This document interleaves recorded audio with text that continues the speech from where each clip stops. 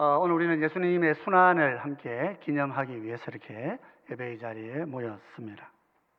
우리 죄를 속량하시기 위해서 십자가에서 대속의 제물로 죽으신 우리 주님의 고난을 여러분 마음에 깊이 묵상하면서 이 고난이 우리에게 주시는 은혜들을 함께 생각하고 풍성한 은혜 가운데 사시는 우리 모두가 되시면 좋겠다 싶습니다. 우리 저기 계신 분들에게 한번 인사하십시다. 예수님께서 우리를 위해 죽으셨습니다. 같이 인사하십시다. 네, 이 좀 한마디로 좀 짧게 좀 할 수 있으면 좋겠는데 한글은 좀 설명형이라 가지고 좀 말이 좀 깁니다. 그래도 우리가 이 말의 의미들을 마음에 잘 간직하시고 주님 우리를 위해 죽으셨다 항상 기억하시고 사시는 우리 모두가 되시면 좋겠습니다. 오늘 시간 우리 예수님의 십자가의 죽으심을 앞두고 특별히 이제 오늘 돌아가셨으면 이제 어제 저녁쯤 되죠. 하루 전날에 주님께서 제정하신 성찬이 어떤 의미를 가지는가 하는 것들을 함께 묵상하면서 은혜를 나누려고 합니다. 오늘 본문을 보면 우리 예수님께서는 제자들과 함께 유월절을 먹기를 원하셨다 이렇게 기록을 하고 있습니다. 본문 14절 15절 말씀인데요. 이렇게 기록합니다.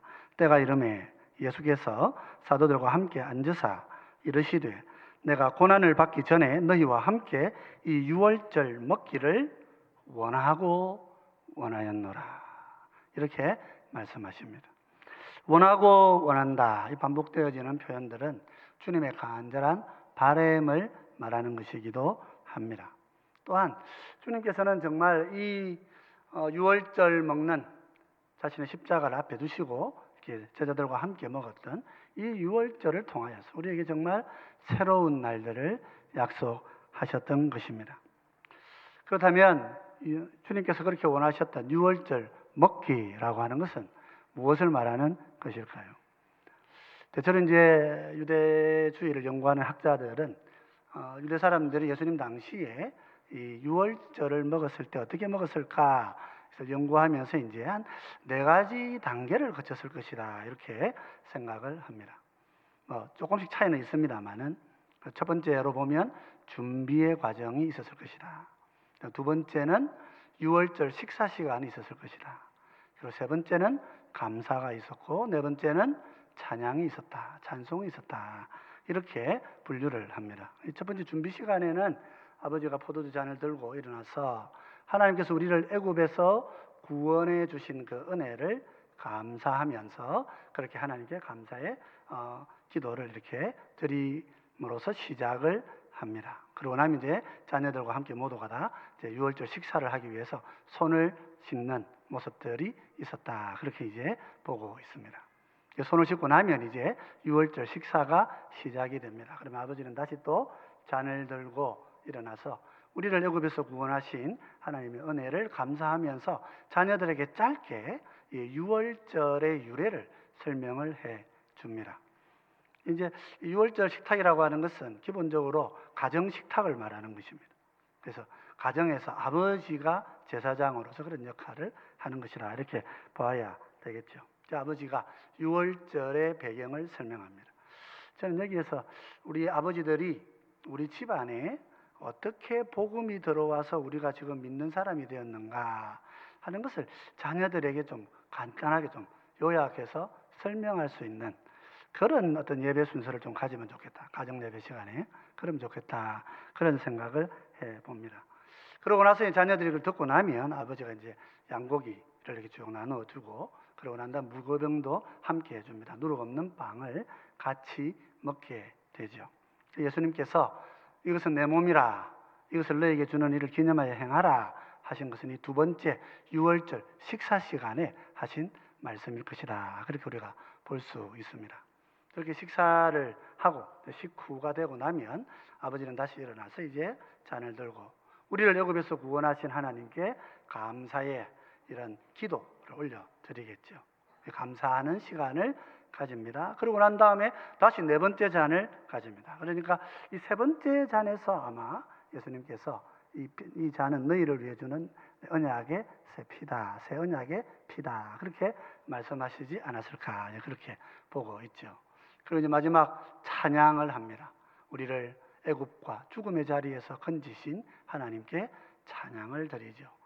그래서 우리도 이제 성경 읽어보면 이 감람산으로 가시는 예수님께서 제자들과 함께 하나님을 찬미하고 가셨다 하는 그런 본문들을 읽을 수 있습니다. 이것이 아마 유월절 먹기의 이제 마지막 단계에 해당되어지는 것 아니겠는가 이렇게 보아집니다. 그래서 이런 네 가지의 단계를 거쳐서 이스라엘 백성들은 유월절을 집에서 가정별로 먹고 유월절을 기념한 것으로 그렇게 보입니다. 우리 예수님께서는 이스라엘의 이 유월절 먹기를 제자들과 함께 그것도 먹으려고 그렇게 원하고 원하시면서 이 유월절로부터 오늘 우리에게 성찬을 이렇게 소개하고 알려주고 계십니다. 유월절에는 뭐 준비물이 많이 있죠. 포도주도 여러 잔이 이렇게 준비가 되어 있어야 되고, 양고기도 준비가 되어 있어야 되고, 무교병도 준비가 되어 있어야 되고, 쓴 나물들, 또 찍어 먹는 소스들 이런 것들도 준비가 되어져 있어야 합니다. 예수님께서 이 모든 것을 다 간단하게 하시고 주님의 몸을 의미하는 떡과 주님의 피를 의미하는 잔을 가지시고 우리에게 성찬의 예식을 남겨주신 것입니다. 그래서 오늘 우리가 기념하는 이 주님이 제정하신 새 언약은 어떤 의미에서 새 유월절의 규례와도 같은 것이다. 그렇게 말할 수 있습니다. 더군다나 예수님께서는 재림의 날이 될 때까지는 이 것을 너희와 함께 먹지 않겠다. 다시는 먹지 않겠다. 이렇게 말씀하셔요. 그 얘기는 무슨 말입니까? 주님께서 재림하셔서 우리와 함께 이 성찬을 함께 나누실 것이다. 그런 약속을 주시는 거죠. 누가복음 22장 16절에 이렇게 말씀하십니다. 내가 너희에게 이르노니 이 유월절이 하나님의 나라에서 이루기까지 다시 먹지 아니하리라 하시고 그렇게 말씀하신 거예요. 그게 무슨 말이 됩니까? 우리 성도는 이 땅에서 주님께서 제정하신 새 규례로서의 성찬을 이 땅에서 교회와 함께 성령 안에서 먹고 주님의 고난을 기념하면서 뭘 기다립니까? 주님이 다시 오셔서 우리와 함께 식탁을 가져다 주실 것이다. 그것을 기대하고 살아가는 백성이라 말이죠. 성찬이라고 하는 것은 참 중요한 것입니다. 구약의 이스라엘 백성들은 어떻게 하나님의 백성이 됩니까? 그들은 유월절을 가지고 기념함으로써 하나님의 자녀들이 된 것입니다. 오늘 우리 하나님의 백성들, 하나님의 교회는 어떻게 하나님의 자녀들이 됩니까? 성찬을 가지고 성찬을 기념함으로써 하나님의 백성으로 살아가게 되는 것이지요. 이스라엘 백성들이 하나님의 백성이 되어지는 유월절에 대한 규례는 출애굽기 12장을 보면 잘 나타나 있습니다. 바로는 모세를 통해서 하나님께서 계속해서 반복되어지는 이런 재앙을 내리고 있는 줄 알면서도 하나님의 말씀에 순종할 수가 없었어요. 그런 잠깐 어려움을 피하려고 백성을 내보내려는 마음도 있었어요. 그러나 이제 재앙이 끝나고 나면 그 마음은 순식간에 바뀌어 버립니다. 나는 그렇게 할 수 없다. 그렇게 반복을 9번 정도를 하게 됩니다. 그럴 때 이제 마지막 10번째에 우리 하나님께서 큰 재앙을 준비하십니다. 장자의 죽음이라는 재앙을 준비하시면서 이제 모세를 향하여서 출애굽을 준비해라. 유월절을 지키라. 그렇게 말씀하십니다.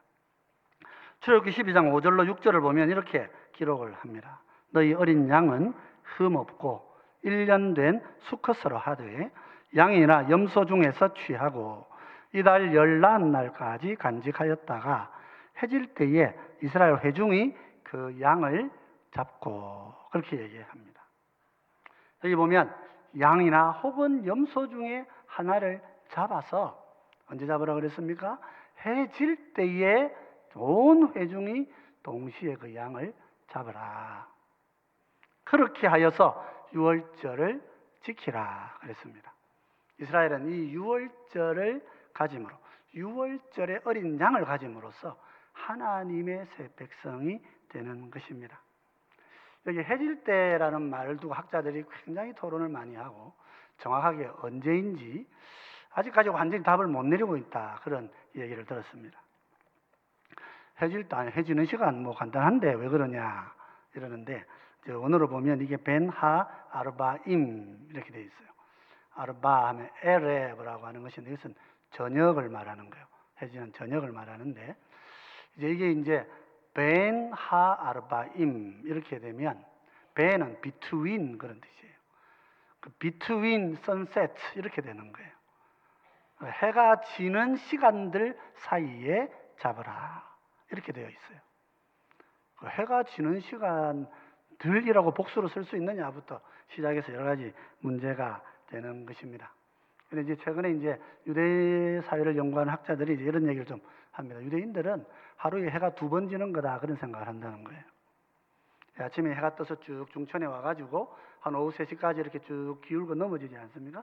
해가 쭉 떴다가 기울어지기 시작하는 첫 번째에 한번 해가 지는 것이다 이렇게 생각합니다. 그것도 하나의 에레브다 이렇게 보는 거예요. 그러면 6시가 되어서 해가 완전히 질 때에도 그것도 에레브다. 그러니까 에레브와 에레브 사이는 오후 3시에서 6시 사이 정도가 될 것이다. 이렇게 좀 결론을 내려야 된다 하는 그런 논문이 최근에 나왔습니다.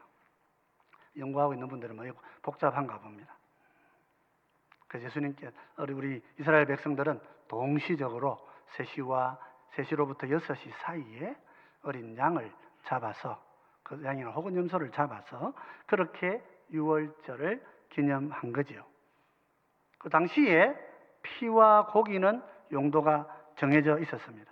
7절로 10절까지를 우리 같이 한번 읽어보십시다. 출애굽기 12장 7절로 10절입니다. 같이 읽겠습니다. 그 피를 양을 먹을 집 좌우 문설주와 임방에 바르고 그 밤에 그 고기를 불에 구워 무교병과 쓴 나물과 아울러 먹되 날 것으로나 물에 삶아서 먹지 말고 머리와 다리와 내장을 다 불에 구워 먹고 아침까지 남겨두지 말며 아침까지 남은 것은 곧 불사르라 그랬습니다.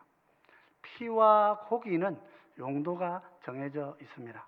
피는 어떻게 합니까? 그 양을 먹을 집 좌우 문설주와 임방에 바르라. 피는 발라야 합니다. 유월절이라고 하는 말은 히브리어로는 페샤흐라고 하는 그렇게 나오는데 여기서 이제 파샤크라고 하는 동사가 톡톡 튀면서 뛰어넘어간다 그런 의미를 가집니다. 이거 동사가 명사가 돼서 페샤흐라고 해서 이렇게 유월절이다 그렇게 이야기를 합니다. 유월절은 넘어가는 날입니다. 무엇이 넘어갑니까? 하나님의 재앙의 사자가 오는 것이죠. 장자를 죽이는 하나님의 그 재앙의 사자 천사가 찾아올 때에 양의 피가 발라진 혹은 염소의 피가 발라져 있는 그 집을 보면 그 집에는 사망을 뛰어넘어간다 그런 뜻입니다. 사망이 넘어가는 날이다 그런 뜻이죠. 그리고 잡은 고기는 어떻게 합니까? 다 구워서 먹어야 됩니다. 생으로나 날것으로나 먹으면 안 됩니다. 삶지 말고 삶아서 먹거나 날고는 먹으면 안 되죠. 내장과 모든 것들을 다 구워서 먹어야 됩니다. 그리고 고기를 먹을 때에는 무교병, 발효시키지 않은 떡하고 쓴 나물을 함께 먹어야 합니다. 왜 그렇습니까? 누룩이 없는 빵, 쓴 나물, 고기를 먹으면서 애굽의 고난의 날을 기억해야 하는 것이라 말이죠. 그래서 고기는 그렇게 먹어야 합니다. 그리고 마지막으로 이 고기는 급하게 먹도록 되어 있습니다. 11절을 보면 이렇게 이야기합니다. 너희는 그것을 이렇게 먹을지니 허리에 띠를 띠고 발에 신을 신고 손에 지팡이를 잡고 급히 먹으라. 이것이 여호와의 유월절이니라. 어떻게 먹는 거라고요? 급히 먹어야 됩니다. 신발 신고 허리띠 띠고 손에는 지팡이 잡고 급히 먹어라. 마치 이제 급하게 어디로 옮기는 사람처럼 그렇게 급히 먹어야 하는 것이 유월절의 고기입니다. 왜 그렇습니까? 이 사실 이제 바로가 이스라엘 백성들을 이렇게 자유롭게 풀어주는 그날은 바로 그 자기 아들이 죽은 큰 비통함에 빠진 날입니다. 왕이 왕자를 잃은 날 아닙니까? 세자를 잃은 날이다. 그렇게 볼 수 있죠. 그렇기 때문에 정신이 없고, 그래서 이스라엘 백성들을 그냥 신물이 나서 나가라 그랬습니다. 근데 그 백성이 떠났다 하는 보고를 들으니까 마음이 어때요? 강팍해지는 거죠.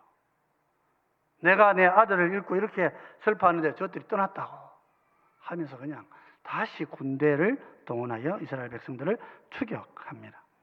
출애굽기 14장 6절로 7절을 보면 이렇게 기록하죠. 바로가 곧 그의 병거를 갖추고 그의 백성을 데리고 갈새 선발된 병거 600대와 애굽의 모든 병거를 동원하니 지휘관들이 다 거느렸더라. 지휘관을 딱 세워가지고 정규군을 이제 보냈다. 어떤 사람들은 이 단순한 정규 군대가 아니라 왕을 호위하는 수비대를 완전히 내보낸 것이다. 그렇게 보고 있습니다.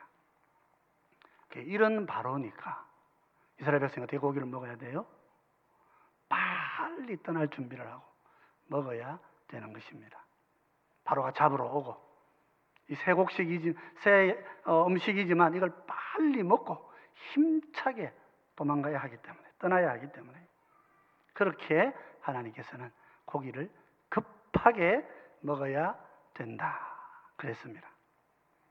그렇습니다. 유대인들은 이 유월절을 가짐으로써 영원한 하나님의 백성으로 그렇게 부름을 받았다 하는 것입니다. 유월절 어린 양을 잡아서 피를 문설주와 임방에 바르고 그 고기를 급하게 구워서 먹고 달려가는 절기, 그 유월절을 가짐으로써 이스라엘은 이스라엘 민족으로 잠정적인 하나님의 나라를 나타내는 국가로 그 모습을 드러낼 수 있게 됩니다. 그리고 이후로 시내산에 가서 하나님의 율법을 받는 백성이 되는 것이죠. 이스라엘 백성이 이렇게 하나님의 백성이 되었다면 오늘 우리는 어떻게 하나님의 백성이 될까요? 이스라엘 유월절에 잡은 그 어린 양, 오늘 우리 성도는 하나님께서 우리에게 보내신 어린 양으로 오신 예수님 안에서 하나님의 백성이 되는 것입니다. 세례요한은 예수님을 두고 세상 죄를 지고 가는 하나님의 어린 양이로다 그렇게 증언을 했습니다. 세례요한이 누구입니까? 세례요한은 메시아가 오시기 전에 그 메시아의 오심을 온 세계에 증거하는 주의 길을 예비하는 그 엘리야라 말이죠. 말라기는 분명히 주님이 오시기 전에, 메시아가 오시기 전에 엘리야가 먼저 와서 아버지의 마음을 자녀에게로 되돌이키는 놀라운 역사를 일으키실 것이다. 그 선지자가 지금 먼저 세례요한으로 이 땅에 와서 예수님을 증거했습니다. 이 예수님이 세상 죄를 지고 가시는 하나님의 어린 양이시다 그렇게 말했습니다. 우리는 이 예수님을 소유함으로써 하나님의 백성이 되는 것입니다.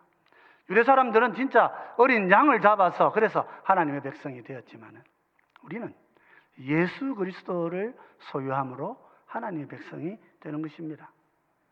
예수님은 십자가에 오후 3시가 지나서 돌아가셨습니다. 예수님의 죽으신 그 시간은 정확하게 벤 하아르바임에 돌아가신 것입니다.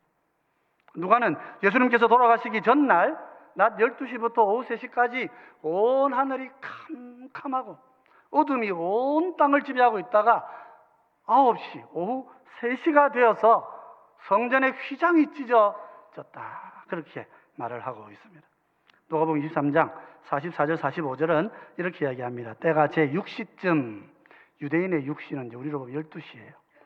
낮 12시쯤 되어 해가 빛을 잃고 온 땅에 어둠이 임하여 제 9시까지, 오후 3시까지 계속하며 성소의 휘장이 한가운데가 찢어지더라 그랬습니다.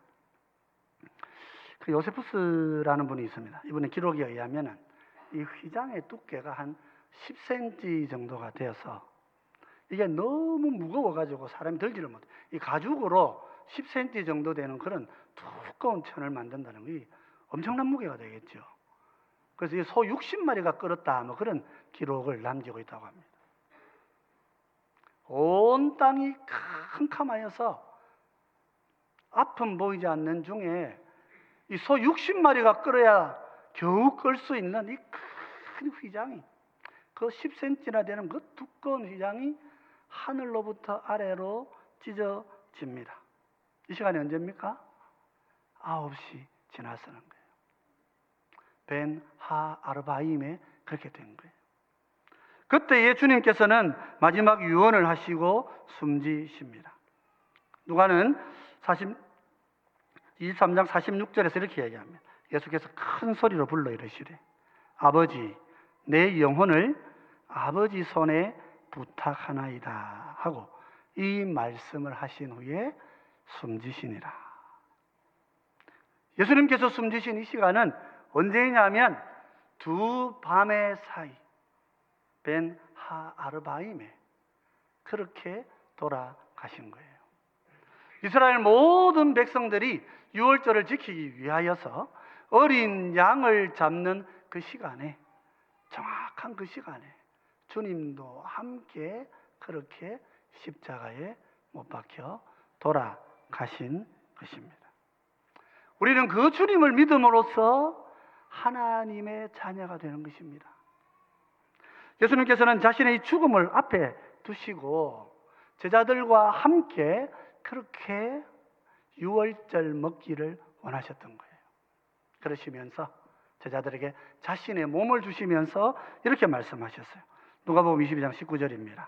같이 한번 읽어보십시다. 또 떡을 가져 감사기도 하시고 떼어 그들에게 주시며 이르시되 이것은 너희를 위하여 주는 내 몸이라. 너희가 이를 행하여 나를 기념하라 하시고.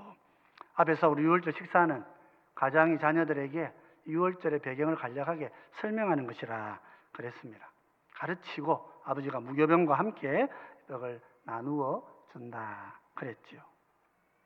이 시간에 주님께서는 떡을 가지시고 감사하시고 제자들에게 나누어 주신 것입니다. 이를 행하여 나를 기념하라. 이것은 너희를 위하여 주는 내 몸이라. 그렇게 말씀하신 것입니다. 그렇습니다, 여러분. 우리는 예수님을 먹어야 하는 것입니다. 성도는 예수님의 몸에 참여하여서 새 양식을 가지고 그 양식의 힘으로 살아가는 사람들이라 말이죠. 물론 우리의 육신이 연약하기 때문에 세상 밥을 먹어야 우리가 살아가는 것도 맞습니다. 그러나 우리가 하나님의 새 백성으로 하나님의 새 신분, 자녀의 신분을 가지고 살아가기 위해서는 하나님이 주시는 새 양식, 말씀을 먹고 살아야 하는 것입니다. 바로가 뒤를 따라와서 이스라엘 백성들을 사로잡아 가려고 하듯이 오늘도 사탄은 우는 사자와 같이 우리를 사로잡으려고 하고 있단 말이죠. 이 새 양식을 언제나 급한 마음으로 가장 앞서서 먹고, 그래서 하나님의 음성을 듣고 우리가 그 말씀 가운데 살아감으로써 예수님을 먹고 예수님을 힘입어 세상에 살아가는 하나님의 자녀가 되어야 하는 것이란 말이죠. 그럼 세상이 어떻습니까? 세상은 항상 우리를 비난하고 공격합니다. 세상은 우리를 돈으로 평가하고, 세상은 우리를 건강으로 평가하고, 세상은 우리를 가진 것으로 평가하는 것입니다. 사탄은 우는 사자같이 우리를 그렇게 잡으러 오는 거예요. 그래서 우리도 말씀을 들을 때에는 신발을 신고 지팡이를 탁 들고 허리를 동이고 그렇게 하나님의 말씀 가운데 나와서 그 말씀의 양식을 먹어야 되는 거예요. 그 양식을 향해 달려갈 때에 우리에게 주님이 주신 그 생명의 능력이 우리의 삶을 살려내는 거예요. 먹는 시간이 끝이 나고 예수님께서는 이제 제자들에게 잔을 나누어 주십니다. 20절은 이렇게 이야기합니다. 우리 같이 한번 읽어보십시다. 저녁 먹은 후에 잔도 그와 같이 하여 이르시되 이 잔은 내 피로 세우는 새 언약이니 곧 너희를 위하여 붓는 것이라.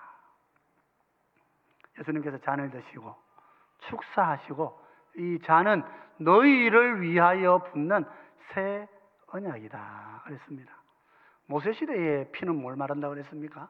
문설주 좌우 임방에 좌우 문설주에 이렇게 바르고 임방에 이렇게 쭉 피가 발라져 있어야 됩니다.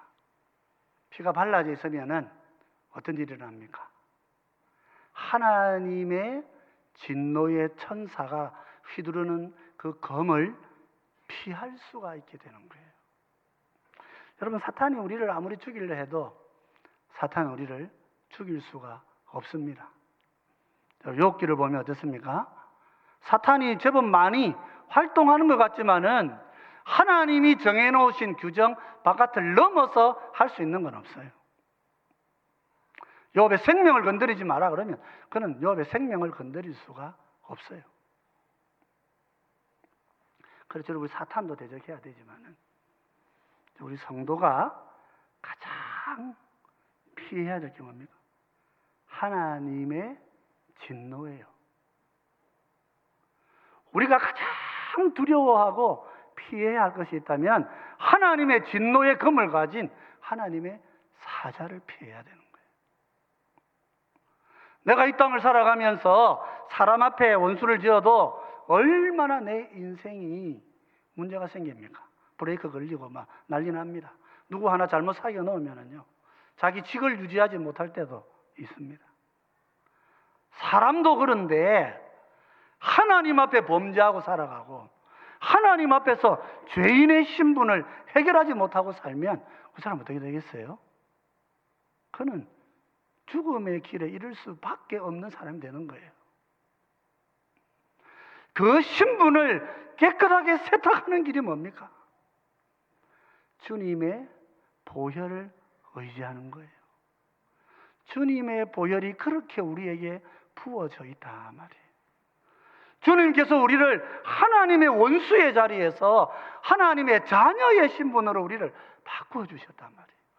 이 십자가의 주님의 고난을 통하여서 우리의 신분이 변화되어지고 우리의 운명이 달라지는 역사가 일어나는 것입니다. 하나님과 원수된 나의 자리가 이제 하나님의 아들의 자리로 변화되어지는 것입니다. 왜 그렇습니까?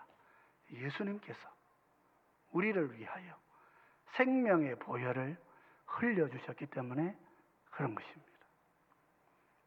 그럼 예수님의 살과 예수님의 피는 우리의 신분을 바꾸는 생명의 언약이고 우리의 신분을 유지할 수 있는 생명의 양식인 것입니다. 보혈의 은혜로 옛죄값이 사라지고 예수님의 몸된 떡을 먹고 마실 때에 우리는 그 말씀 가운데서 주님의 보혈의 은혜 가운데서 새 힘을 얻고 이 시대를 새로운 존재로 살아갈 수 있게 되는 것입니다. 예수님의 고난은 우리를 새로운 소망의 길로 인도하는 능력인 것입니다. 그렇습니다, 여러분. 예수님의 고난인 십자가는 여러분과 저희의 생명의 언약이요 생명의 양식입니다. 어설프게 우리가 예수님이 얼마나 아프셨을까 그런 것 고민하고 살 그런 존재가 못 됩니다. 우리는 뭐 인간이 대단해가지고 하나님을 걱정하고 그렇게 살아갑니까? 주님께서 예루살렘에 울고 있는 여자들 향해서 말씀하셨어요. 그렇게 피투성이가 되어 가시면서도 나를 위해 울지 마라. 너와 너 자신을 자녀를 위해서 통곡해라. 그렇게 말씀하셨어요. 십자가에 죽으신 예수님은 그분 자신이 우리를 영원한 생명으로 인도하시는 능력의 공급원이 되시는 것입니다. 영적으로 배고픈 우리들을 이 세상 가운데서 생명의 힘을 잃고 비실거리는 우리들에게 영원한 새 생명을 주시는 하나님의 능력과 권세가 주님의 고난에 있는 것입니다. 요한복음 6장 35절에서 예수님이 이렇게 선포하시죠. 우리 같이 한번 읽어보십시다. 예수께서 이르시되 나는 생명의 떡이니 내게 오는 자는 결코 추리지 아니할 터이요 나를 믿는 자는 영원히 목마르지 아니하리라. 여러분, 예수님 안에 나오면 우리의 영적인 배고픔이 해결되어집니다.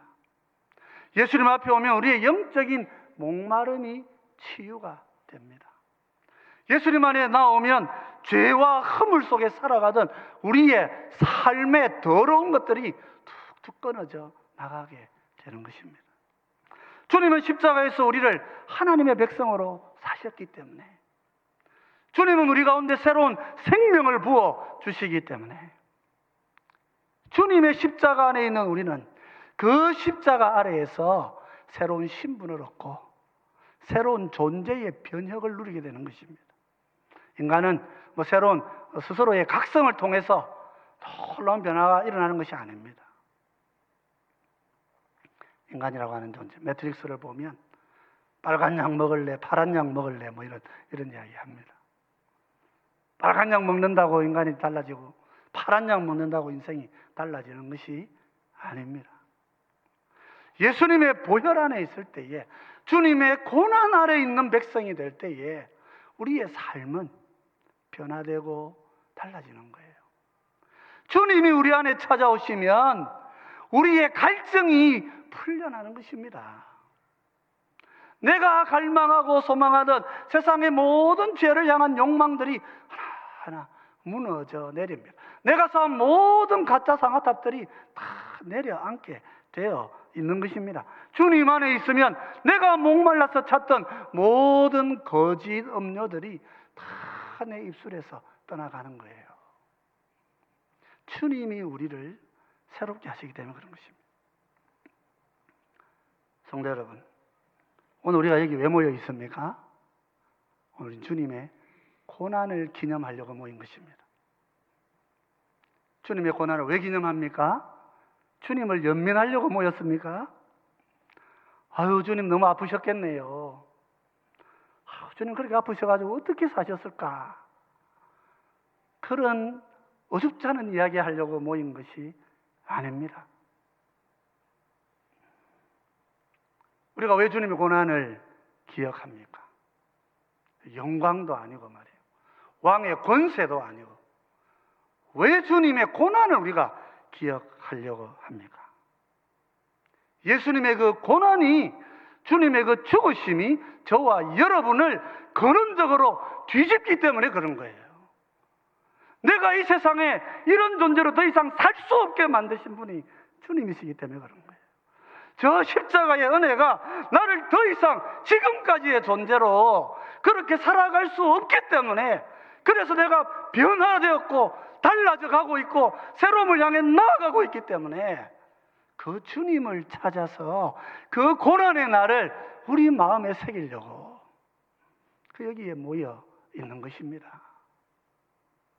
예수님 안에 있으면, 주님의 고난이 우리와 함께 할 때, 내가 그 주님의 고난의 자리 안에 있을 때에 지금까지 살아오던 삶이 내 존재 안에서 해체되어야 되는 거예요. 해체되어 갑니다. 받아들이셔야 되는 거예요. 주님이 나를 새롭게 하신 거예요. 주님이 나를 영원한 생명으로 인도하신 것입니다. 더 이상 세상을 살아가면서 잃어버린 기회, 놓친 돈 때문에 어머니져 사는 사람이 아닌 거예요, 우리가.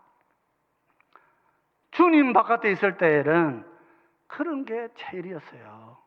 세상에서 잘나고 높은 자리 차지하고 권세 얻고 큰 소리 치고 사람들 앞에 호령하면 그게 다 한 줄 알고, 그 사람 성공했구나, 왜 우리 애는 저래 안 되노, 그리 생각하고 산 게 우리지만, 예수님 안에 있으면 어때요?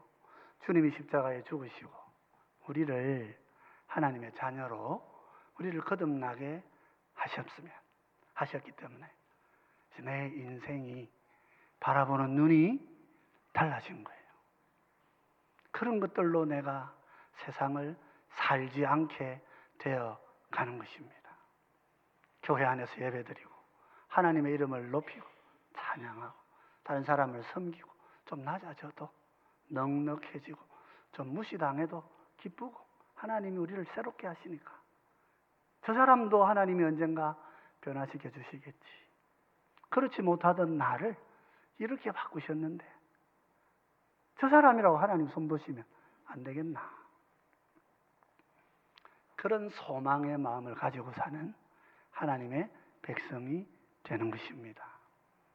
이스라엘 백성들은 짐승의 피를 가지고, 양의 피를 가지고 하나님의 백성이 되는 하나의 상징의 잠정적인 나라를 우리 가운데 보여주었다면, 이제 우리는 실체를 가지고, 예수님의 은혜를 가지고, 성령님이 함께 하시는 능력을 가지고 더 이상 이 자리에 머물러 있을 수 없는 나 자신을 깨닫고 하나님 앞에 기쁨으로 나아오고 주님의 이 놀라우신 은혜를 내 심령 가운데 깊이 붙들어서 이제 좀 새로워지고, 이제 좀 변화되어지고, 사람들이 니까지 게 뭐 변화돼? 그래, 내까지 거지만 주님 때문에 내가 새로운 삶을 사는 것이다. 주님이 나를 살게 하시기 때문에, 저 십자가가 나를 그렇게 살게 하기 때문에 내가 그렇게 살아가게 되는 것이다. 그런 소망과 확신을 가지고 그렇게 살아가시는 주의 자녀들이 되시기 바랍니다. 우리들은 주님께서 고난을 통하여 건지신 하나님 나라의 새 백성입니다. 누가 뭐라 그래도 흔들릴 수 없는 진리가 여기에 있는 것입니다. 고난의 주님께서 우리를 자기 자녀로 삼으셨어요. 누가 그것을 부정한다 해도 바뀔 수가 없는 것입니다.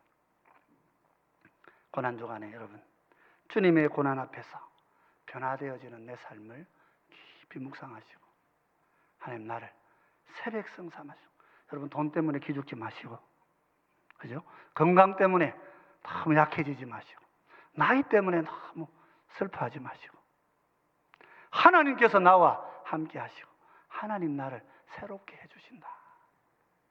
그 은혜를 내가 간절히 붙들고 그렇게 믿음 가운데 하루하루 승리하시는 주의 백성들이 되시기를 주의 이름으로 축원드립니다.